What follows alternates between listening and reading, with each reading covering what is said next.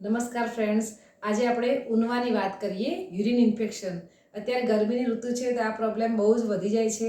પેશાબ કરતી વખતે બળતરા થાય, દુખાવો થાય, પેશાબનો કલર બદલાઈ જાય, પેશાબમાંથી વાસ આવે, વારંવાર બાથરૂમ જવા જવું પડે, પીઠના ભાગે દુખાવો થાય. આ દરેક માટે આપણે KUBના પોઈન્ટ કરી શકીએ છીએ. એ પોઈન્ટ આપણા પગમાં છે.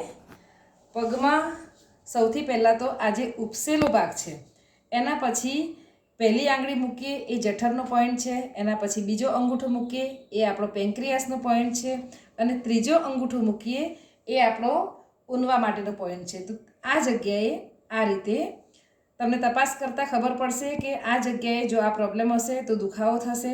તો આ રીતે પોઈન્ટ આપી દેવાનો છે. જો આપણી પાસે જીમી ના હોય તો બોલપેનનો પાછળનો ભાગ હોય તો એના વડે પણ આપણે પોઈન્ટ આપી શકીએ છીએ. એના પછી બીજો પોઈન્ટ છે, એના પછી એક આંગળી મૂકીએ ત્યાં, તો ત્યાં પણ આપણે અંગૂઠા વડે અથવા તો જીમી વડે આ રીતે પોઈન્ટ આપી દેવાનો છે. આ આપણો યુરિન ઇન્ફેક્શન માટે બીજો પોઈન્ટ છે. કુલ 3 પોઈન્ટ છે. ત્રીજો પોઈન્ટ એની પછી એક આંગળી મૂકીએ એ જગ્યાએ પણ થોડો ઉપરની બાજુ છે આ જગ્યાએ, તો અહીંયા પણ આપણે આ રીતે પોઈન્ટ આપી દેવાનો છે. તો યુરિન ઇન્ફેક્શન માટે, ઉનવા માટે 1, 2 અને 3 પોઈન્ટ છે. બીજું આપણે હાથમાં પણ પોઈન્ટ કરી શકીએ છીએ.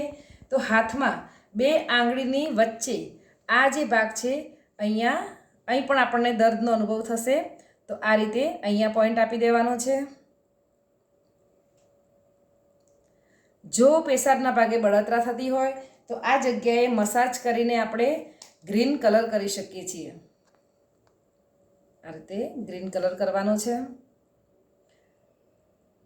અને જો ઇન્ફેક્શનના લીધે દુખાવો થતો હોય તો આ જગ્યાએ આપણે બ્લેક કલર પણ કરી શકીએ છીએ. જો બળતરા અને દુખાવો બંને હોય તો એક હાથમાં આપણે ગ્રીન કલર કરી શકીએ છીએ અને બીજા હાથમાં આ જગ્યાએ મસાજ કરીને આપણે બ્લેક કલર કરી શકીએ છીએ. તો આ થઈ કલર થેરાપી. આ રીતે આપણે ગરમીની ઋતુમાં ઉનવાના પ્રોબ્લેમમાં, યુરિન ઇન્ફેક્શનમાં છુટકારો મેળવી શકીએ છીએ.